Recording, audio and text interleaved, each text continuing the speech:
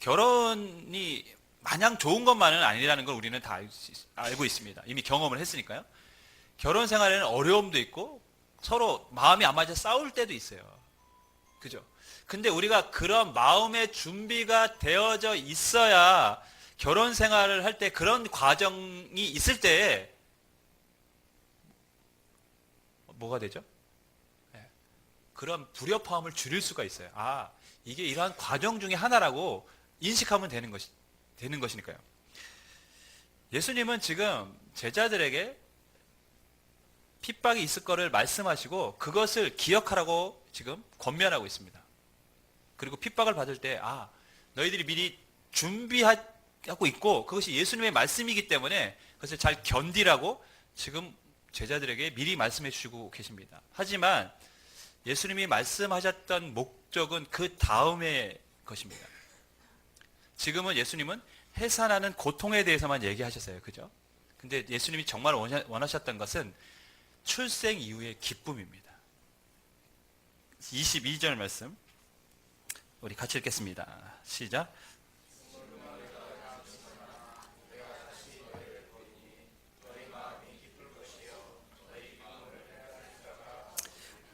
너희가 나를 다시 이제 보게 될 때 너희가 이제 기쁠 것이다 라고 말씀합니다. 여기서 다시 보게 된다라는 그때는 언제일까요?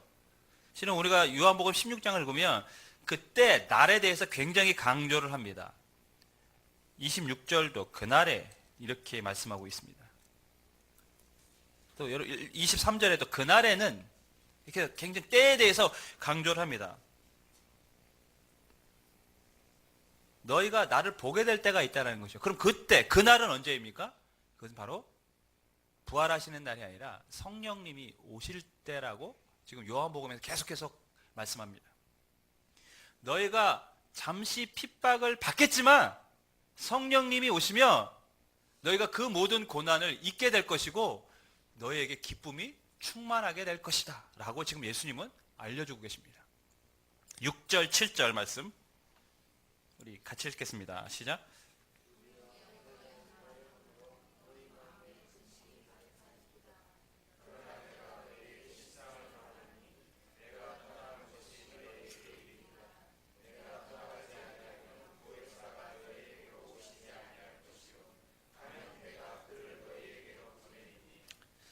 예수님은 지금 제자들에게 여인의 출산의 비유를 통해서 이후에 너희가 기쁨이 있을 것이다 라고 얘기했는데 그때가 언제냐? 바로 성령님이 너희에게 임할 때라고 지금 말씀하고 계십니다. 우리는 이미 이 제자들과 성령님의 임하심에 대한 이야기를 알고 있습니다. 왜냐하면 이미 이루어진 사건이기 때문입니다. 하지만 이 말씀을 듣고 있는 제자들에게는 아직 예수님이 지금 하고 있는 말씀은 어떤 말씀입니까? 아무것도 정해지지 않은 미래에 대한 말씀으로 지금 들려지고 있습니다. 그들에게 고난이 임할지 핍박이 임할지 그리고 성령님이 오실지 안 오실지 지금 모르는 상황 가운데 제자들은 이 말씀을 듣고 있습니다. 그때 제자들은 살아가면서 핍박을 받게 되면 무엇을 생각해야 됩니까? 아, 예수님이 핍박이 있었다고 우리에게 있을 것이라고 말씀하셨지. 그 말씀을 기억해야 됩니다. 그리고 또한 무엇을 기억해야 됩니까? 그것이 끝이 아니라 그것은 잠시이고 곧 성령님이 오시게 되면 우리의 기쁨이 충만하게 될 것이라고 말씀하신 그 말씀도 뭐 해야 됩니까? 기억해야 되는 것이죠.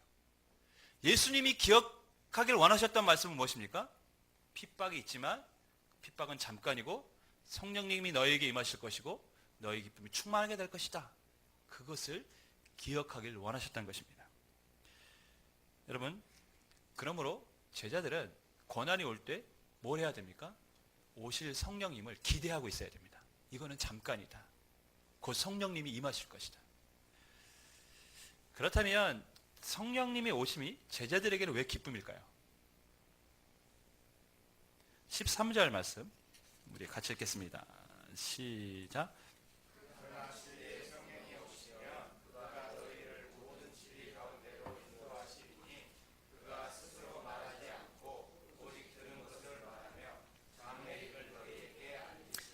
성령님이 오시면 제자들을 진리로 인도하시기 때문에 성령님이 오시면 제자들에게 기쁨입니다. 제자들은요, 공생애를 하고 예수님의 말씀을 3년 동안 들었지만 실은 예수님의 말씀을 잘 이해하지 못했습니다. 예수님이 죽기 전에 십자가의 죽음에 대해서 언급하시고 하나님의 영광에 대해서 말했지만 제자들은 그 말씀이 뭔지를 몰랐어요. 요한복음도 보면 내가 아버지께로 가야 된다고 말씀하는데 그 말의 의미도 몰랐어요. 그래서 도마는 도대체 어디로 가시는 겁니까? 그 길을 좀 우리에게 알려달라고 이렇게 말까지 했습니다. 그러니까 제자들은 예수님의 말씀을 지금 이해하고 듣고 있는 게 아니라 예수님의 말씀에서 그 말의 진정한 의미를 깨닫지 못하고 그냥 듣고 있어요. 근데 성령님이 오시면 그 의미를 알게 된다는 것이죠. 성령님이 오실 때 그들은 예수님의 죽음의 의미를 깨달았습니다. 그리고 부활의 의미를 깨달았습니다. 그리고 예수님이 전에 내가 죽어야 되고 부활해야겠다라는 그 말씀의 의미들을 깨닫고 그들은 복음을 전하기 시작했습니다. 성령님이 제자들을 진리 안으로 인도하셨습니다. 성령님은 우리를 진리로 이끄시는 분이신 줄 믿습니다. 우리가 그 성령님을 통해서 하나님의 말씀을 알게 되면 우리 안에 뭐가 생깁니까? 기쁨이 생깁니다.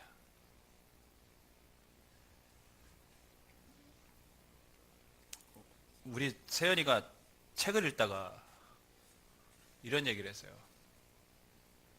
졸립대요. 딴 걸 시켰어요. 그랬더니 또 멀쩡해요. 그러면서 하는 얘기가 엄마 책을 읽으면 졸린가 봐요. 성경을 읽으면 졸리십니까? 저도 가끔 그럴 때가 있습니다. 저도 이제 시간 내서 성경을 읽을 때, 자기 전에 읽을 때도 많은데, 스마트폰에 이제 어플로 이렇게 성경을 읽으면, 제가 원한 분량만큼 읽고 싶은데, 막 눈이 감길 때가 있어요. 근데 거의 다 읽고 한 몇 절, 두세 절 남았는데, 그 두세 절이 있는데 한 5분 걸릴 때도 있어요. 보면 떨어지고, 보다가 떨어지고, 근데도 꾸역꾸역 읽습니다. 이럴 때도 있지만 또 정말 하나님께서 말씀을 깨닫게 해주시면 그 말씀으로 인하여 정말 기쁨이 말로 닿을 수 없을 때도 있습니다.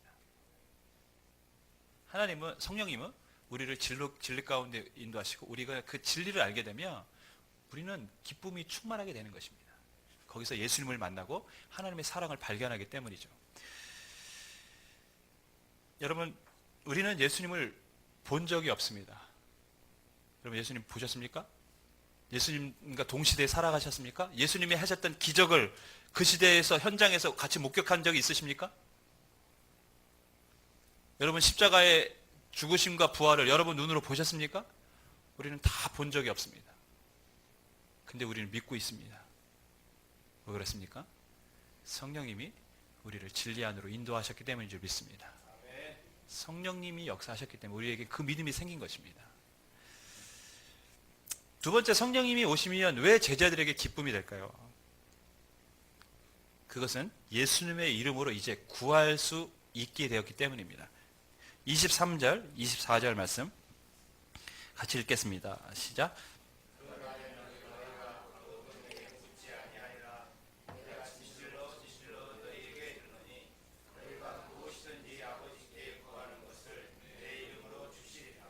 지금까지는 너희가 내 이름으로 아무것도 구하지 아니하였으나 구하라 그리하면 받으리니 너희 기쁨이 충만하리라.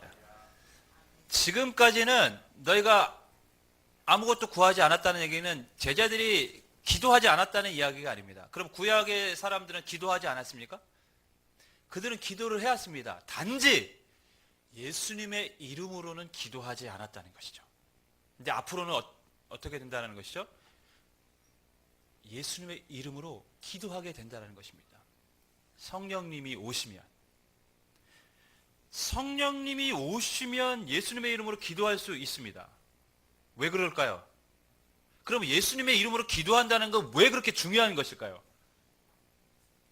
성령님이 오셨다는 것은 예수님께서 이 땅의 사역을 다 마치셨다는 것입니다. 십자가를 지으시고 부활하시고 승천하셔서 우리의 모든 죄를 사하여 주시고 구원 사역을 이루시고 하늘로 가셨다는 것이죠.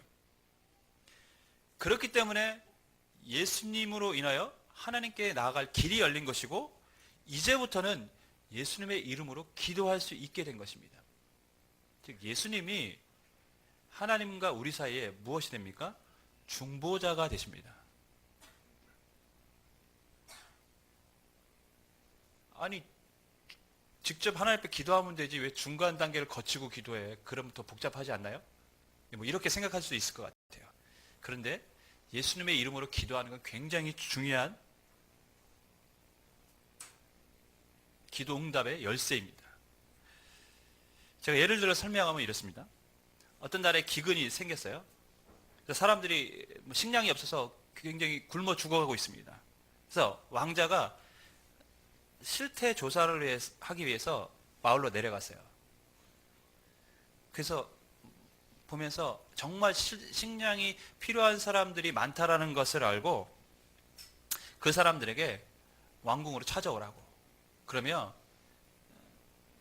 그 창고를 관리하는 사람이 내어줄 거라고 이렇게 약속을 했었어요. 그래서 사람들은 왕자의 말을 듣고 찾아갔습니다. 그랬더니 식량을 관리하는 사람이 진짜 식량을 내주는 거예요. 여러분, 이 식량을 관리하는 사람이 왜 찾아온 사람들에게 식량을 나눠줬을까요? 누구 때문에 나눠줬을까요? 찾아온 개인의 간청 때문입니까? 아니면 왕자의 명령 때문입니까? 왕자의 명령 때문이죠. 왕자의 이름에는 권세가 있고 힘이 있습니다. 예수님의 이름으로 기도한다는 것은 그런 의미가 있습니다. 우리는 개인적으로 하나님 앞에 기도하는 게 아닙니다. 개인의 신분으로 하나님 앞에 간구하는 게 아닙니다. 우리는 예수님의 이름으로 구합니다. 근데 그 예수님은 이미 우리의 죄를 사하시고 우리의 모든 죄값을 지불하셨다는 것이죠. 이미 값을 지불하셨어요. 값을 지불하셨기 때문에 우리는 얻을 수가 있습니다. 무슨 말인지 이해가 되셨죠? 물건을 샀는데 이미 제가 값을 지불했어요. 그래서 여러분에게 가서 그냥 가져오시면 됩니다 했어요. 근데 제가 값을 지불 안 했으면 그 사장님이 그거 줄까요? 안 주겠죠. 값을 지불했으면 하나성목교회 성도님이시죠? 예, 가져가세요. 왜? 값을 지불했기 때문이죠. 예수님이 이미 우리 모든 죄악의 값을 다 지불하셨습니다. 그래서 그분은 우리의 중보자가 되시는 것이죠. 그래서 우리는 예수님의 이름으로 기도하면 하나님이 우리 개인의 이름으로 기도하는 것으로 받으시는 것이 아니라 예수님의 이름으로 지금 기도하는 걸로 받으시고 이미 다 값을 지불하셨기 때문에 우리에게 그 기도를 들으시고 응답해 주시는 것입니다. 그래서 예수님의 이름으로 기도하는 것은 굉장히 중요합니다. 그리스도인들에게는 예수님의 이름으로 기도할 수 있는 특권이 주어진 줄 믿습니다. 성령님의 오심, 그래야 우리는 예수님의 이름으로 기도할 수 있습니다. 예수님은 그래서 성령님이 오시면 너희에게 기쁨이 있을 것이다. 왜? 이제 내 이름으로 너희가 구하게 되고 아버지께서 그것을 들으시고 너에게 구하는 것을 주실 것이라고 말씀하셨기 때문이죠. 주 안에 사랑하는 여러분, 우리에게 예수님의 이름으로 기도할 수 있는 특권이 주어진 줄 믿으십니까? 그렇다면 뭘 해야 됩니까? 뭘 해야 되겠습니까? 제가 가르쳐줘야 됩니까? 여러분 마음속으로 다 이미 정답이 새겨지셨죠? 기도해야 됩니다. 우리가 예수님의 이름으로 구하면 구하는 자에게 하나님께서 응답을 주시고 하나님이 주시는 기쁨이 우리에게 충만하게 될 줄 믿습니다. 고별 설교를 예수님이 14장에서 16절까지 굉장히 길게 말씀하십니다.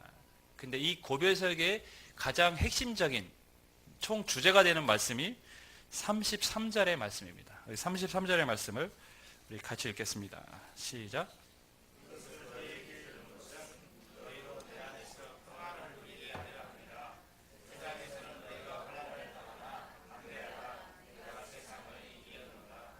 내 안에서는 평안을 있지만 세상에서는 너희가 환난을 당한다. 대조를 이루고 있습니다. 주님 안에서는 평안을 누리고 세상에서는 환난을 당합니다. 제자들은 앞으로 환난을 당하게 될 것입니다. 고난을 당하게 될 것입니다. 하지만 주님 안에서 그들은 또한 평안을 누리게 될 것입니다. 주님은 우리에게 평안을 주시지만 세상은 우리에게 환난을 줍니다. 환난이라는 말은 억압하고 누른다는 것이죠. 그런 의미가 담겨져 있습니다. 세상은 자꾸 우리를 억압하고 누릅니다. 경제적인 상황은 나아지지 않습니다. 그래서 우리의 마음을 자꾸 짓누릅니다. 불편하게 만듭니다. 청년들은 취업의 문이 닫혔고 여기저기 막 이력서를 내도 취직이 되지 않습니다. 그래서 우리는 세상에서 억압받습니다. 마음이 무너집니다. 건강은 여전히 회복되지 않습니다. 그래서 우리는 고통스러워합니다. 사람들이 이 땅에서 얼마나 억압을 받고 고통을 당하고 살아가고 있습니까? 그런데 주님은 이렇게 말씀하십니다. 세상에서는 너희가 환난을 당하나 담대하라. 내가 세상을 이기었노라. 여러분, 우리가 왜 세상에서 눌림을 당하고 억압을 받습니까? 실은 사탄이 우리에게 그런 마음을 자꾸 심어주기 때문이죠. 그런 마음 안 가져도 되는데 자꾸 우리를 이렇게 불편하게 만듭니다. 우리에게 희망이 없다라는 마음을 심어줍니다. 어저께인가 뉴스를 봤는데 32살의 청년이 공무원 시험 계속 보다가 계속 떨어져서 부모님께 죄송하다고 비관 자살을 한 뉴스가 씌웠습니다. 아직 창창한 나이 아닙니까? 근데 사탄은 자꾸 짓누릅니다. 너는 이제 가망이 없다라고 얘기합니다. 그런데 예수님은 이미 내가 세상을 이기었기 때문에 너희는 담대하라고 말씀하고 계십니다. 목요일날 중국하고 축구를 했어요. 우리나라가. 제가 안 보려고 했는데 카톡으로 뭐가 와가지고 한번 봤어요.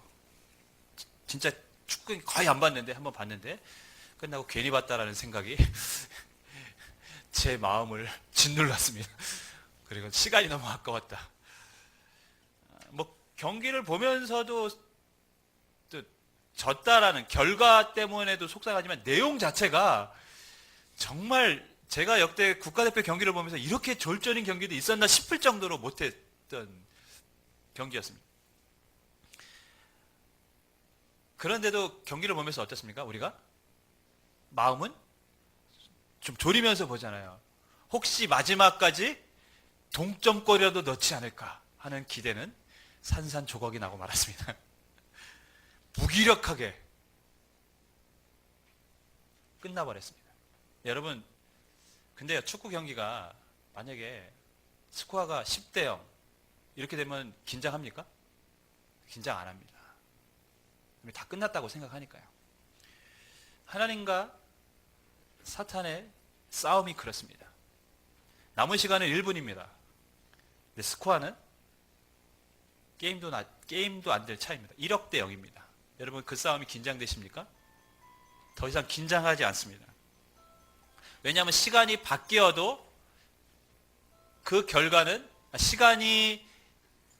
남은 시간을 아무리 총 공격을 해도 그 결과는 바뀌지 않을 것이기 때문입니다. 호각 소리가 나면 이미 게임은 끝납니다. 예수님께서는 이미 세상을 이겼다고 말씀하십니다. 주님께서 부활하시고 승천하심으로 사탄과의 싸움은 끝났습니다. 사탄이 아무리 믿는 사람들을 억압하고 누르려고 해도 절대 결과에 영향을 미칠 수가 없습니다. 왜냐하면 예수님이 세상을 이겼기 때문입니다. 호각 소리가 나면 나팔을 불며 주님의 영광 가운데 재림하실 줄 믿습니다. 이미 우리는 승리한 사람들입니다. 왜 두려워해야 됩니까? 무엇을 근심해야 됩니까? 2000년 전에 제자들은 우리들처럼 세상 일로 근심했습니다. 그런 근심하는 제자들에게 예수님은 최종적으로 하신 말씀이 33절 말씀이죠. 이것을 너희에게 이르는 것은 너희로 내 안에서 평안을 누리게 하려 함이라. 세상에서는 너희가 환난을 당하나 담대하라. 내가 세상을 이기었노라. 주님은 근심하고 두려워하는 제자들에게 평안을 주길 지금 원하고 계십니다. 평안을 누리길 원하고 계십니다.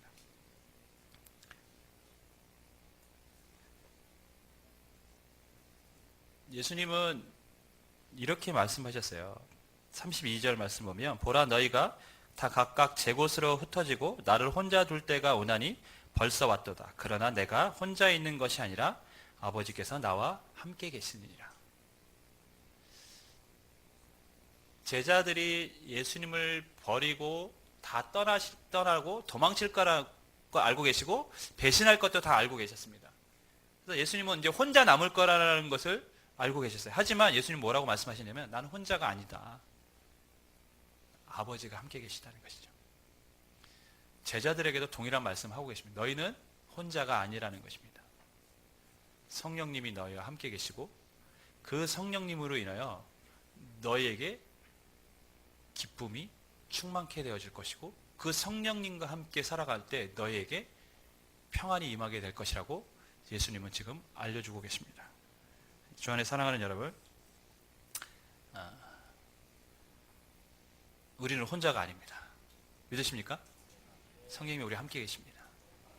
우리가 성령님이 우리와 함께 계시다는 말은 이제 우리가 예수님의 이름으로 기도할 수 있다는 것이고 그 기도 예수님의 이름으로 기도한다는 것은 하나님이 우리 기도에 귀를 기울이시고 응답해 주신다는 약속의 말씀이기도 합니다. 그러므로 우리가 그 성령님을 의지하여 기도하고 주님의 이름으로 기도하고 이 땅에서 환난을 당하지만 때때로 어려움을 겪지만 그럼에도 불구하고 주님이 주시는 평안을 저와 여러분이 누리는 삶이 되기를 주님으로 간절히 축원하겠습니다.